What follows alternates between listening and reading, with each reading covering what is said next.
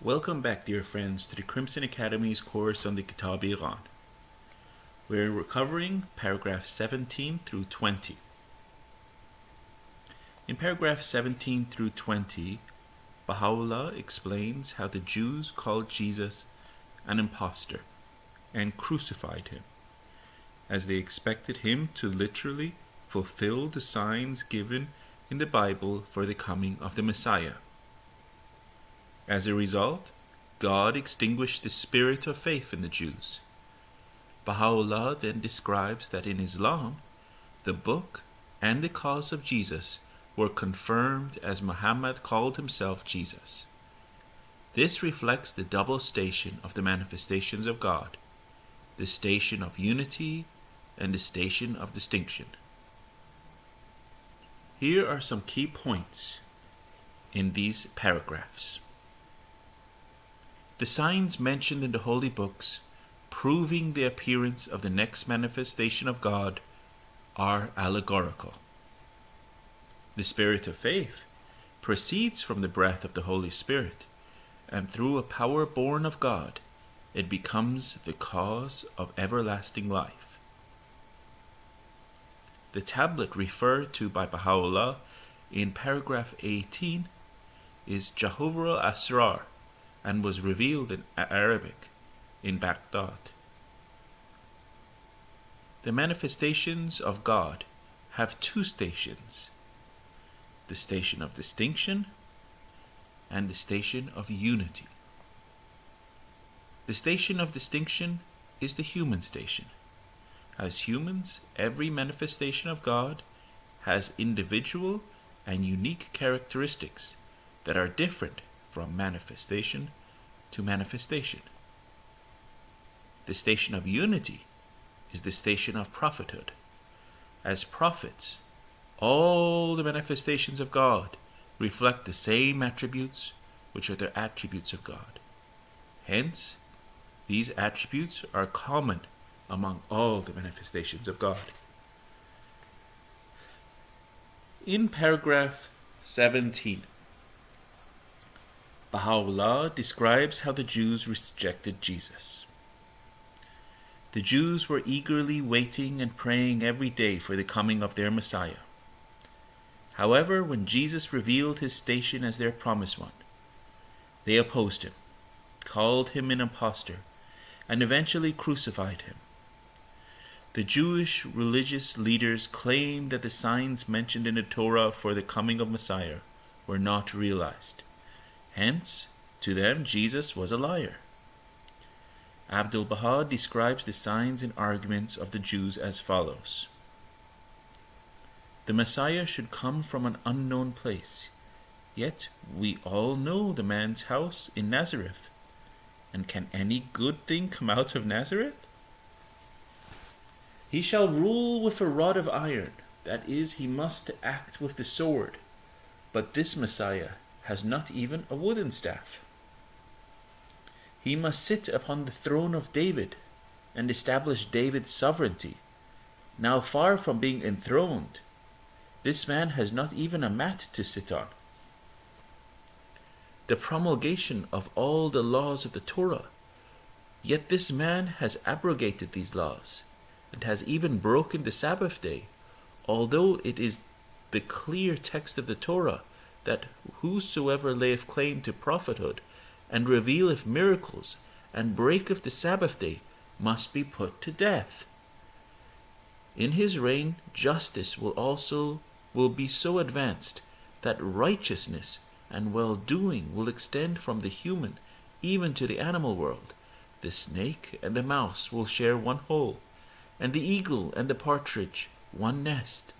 The lion and the gazelle shall dwell in one pasture, and the wolf and the kid shall drink from one fountain.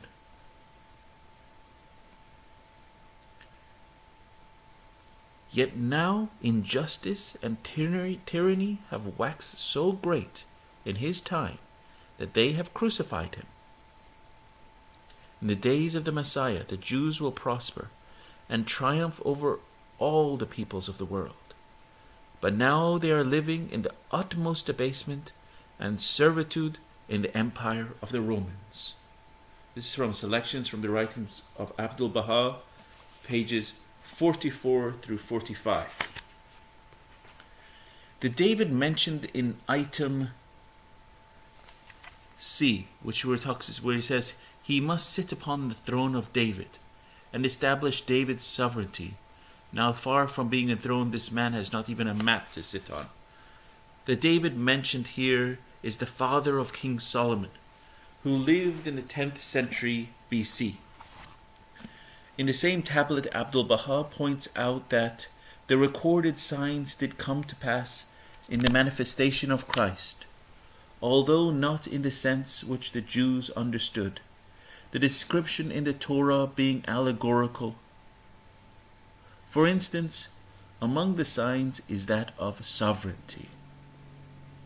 He then gives one example of how those prophecies have been fulfilled. The sovereignty of Christ was a heavenly, divine, everlasting sovereignty, not a Napoleonic sovereignty that vanisheth in a short time. For well nigh 2,000 years this sovereignty of Christ hath been established, and until now it endureth, and to all eternity that holy being will be exalted upon an everlasting throne. That's from Abdul-Baha, selections from the writings of Abdul-Baha, number 20, pages 45 through 46. By rejecting Christ, the Jews broke the covenant regarding the Messiah, which Moses had entered into with all his believers, until the end of his dispensation. Concerning those who opposed the Christ, Abdul-Baha mentions that these souls, although they appeared many centuries after Moses, were nevertheless, so far as the covenant, which is outside time, was concerned, present there with Moses. The Jews, however, were heedless of this, and remembered it not, and thus they suffered a great and clear loss. Baha'u'llah also mentions in paragraph 17 that when the Jews broke the covenant of Moses, God extinguished the spirit of faith in their hearts. According to Abdul-Baha, in general there are 5 kinds of spirit. This is in Some Answered Questions, page 161. As to the 4th degree of spirit, it is the heavenly spirit, which is the spirit of faith, and the outpouring grace of the All-Merciful. In the same book, Abdul-Baha explains that the spirit of faith proceeds from the breath of the Holy Spirit, and through a power of God, it becomes the cause of everlasting life. Abdul-Baha then explains the influence of the spirit of faith on an individual. It is that power which makes the earthly soul heavenly and the imperfect man perfect. It cleanses the impure, unlooses the tongue of the silent, sanctifies the bondslaves of passion and desire, and confers knowledge upon the ignorant. According to Abdul-Baha, the human spirit only becomes heavenly when it is embraced by the spirit of faith. But the human spirit, unless assisted by the spirit of faith, does not become acquainted with the divine secrets and the heavenly realities. It is like a mirror which, although clear, polished, and brilliant, is still in need of light. Until a ray of the sun reflects upon it, it cannot discover the heavenly secrets. And that is also from Some Answered Questions, page 163. In the Kitáb-i-Íqán, Baha'u'llah explains that the spirit of faith is bestowed on an individual when he recognizes the station of the manifestation of God for the age. Do thou ponder these momentous happenings in thy heart, so that thou mayest apprehend the greatness of this revelation and perceive its stupendous glory. Then shall the spirit of faith, through the grace of the merciful, be breathed into thy being, and thou shalt be established and abide upon the seat of certitude. The spirit of faith does not stay static. According to the beloved guardian Shoghi Effendi, an individual can deepen his spirit of faith through prayer and by reading the sacred writings. He is indeed pleased to know that the book of prayers and meditations by Baha'u'llah has been out in time to enable the friends to read it during the fast, and he has every hope that the perusal of such a precious volume will help to deepen more than any other publication the spirit of devotion and faith in the friends, and thus charge them with all the spiritual power they require for the accomplishment of their tremendous duties towards the cause. In paragraph 18, Baha'u'llah mentions that in a previous tablet revealed in Arabic and addressed to a friend, he had cited a few of the verses revealed unto the prophets of old. This tablet is named Jawahir al-Asrar, the Gems of Divine Mysteries, and was revealed in Arabic in Baghdad. It was addressed to one of the Baha'is named Sayyid Muhammad al-Isfahani. He became a mujtahid, a religious leader in Shia Islam, soon after reaching the age of maturity, and resided in the city of Najaf. He was well known for his knowledge and wisdom. While traveling in Baghdad, he heard about Baha'u'llah, and after some investigation, he became a believer. Later, he asked some questions of Baha'u'llah that were answered in this tablet.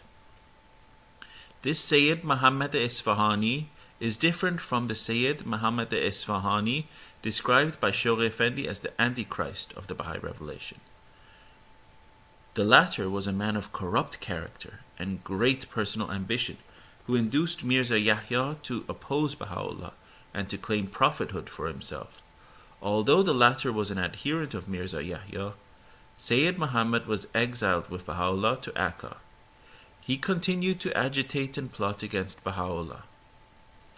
Mirza Yahya was Baha'u'llah's faithless half-brother. Adib Taherzadeh describes Jawahir al-Asrar in these terms.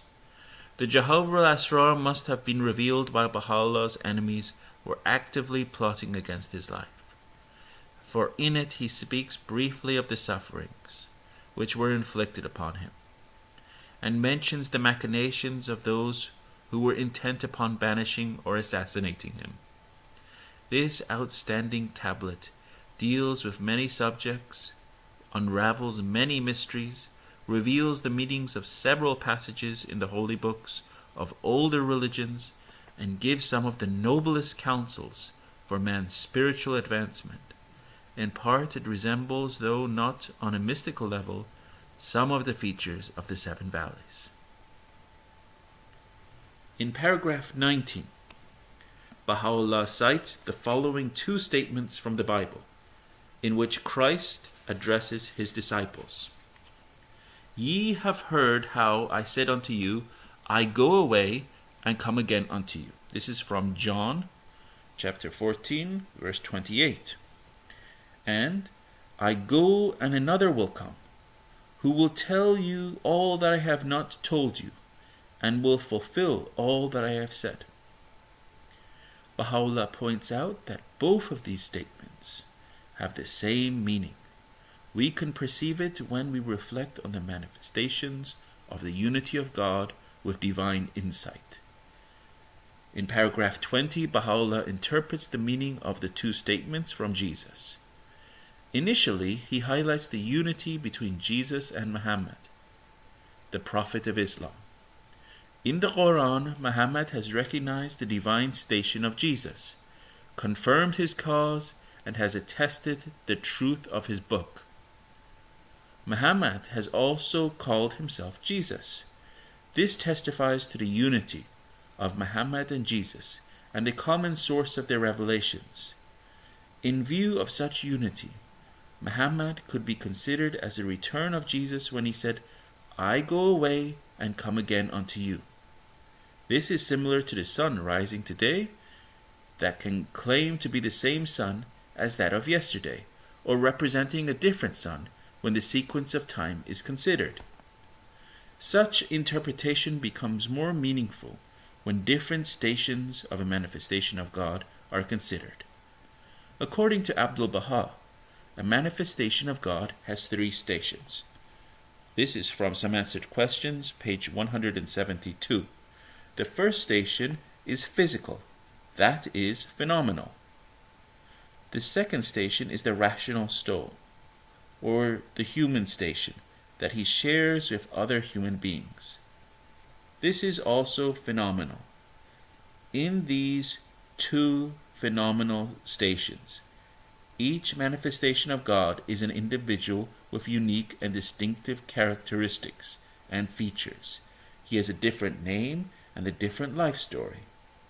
This is the station of distinction as referred to by Baha'u'llah in paragraph 20. The last station is the station of prophethood, or divine appearance, in which the manifestations of God reflect the attributes of God. This station is common to all the manifestations of God, and is referred to by Baha'u'llah as the station of unity. It is eternal and has neither beginning nor end. Baha'u'llah explains that inasmuch as these birds of the celestial throne are all sent down from heaven of the will of God, and as they all arise to proclaim his irresistible faith, they therefore are regarded as one soul and the same person. In another passage, he explains, "It is clear and evident to thee that all the prophets of God, all the prophets are the temples of the cause of God, who have appeared clothed in diverse attire. If thou wilt observe with discriminating eyes, thou wilt behold them all abiding in the same tabernacle, soaring in the same heaven, seated upon the same throne, uttering the same speech, and proclaiming the same faith." And that is from the gleanings from the writings of Baha'u'llah, also in the Kitáb-i-Íqán, page 153. Another feature of distinction among the manifestations of God is the difference in the intensity of the revelations. This is familiar to the physical sun that has different degrees of heat and light depending on the season in which it appears.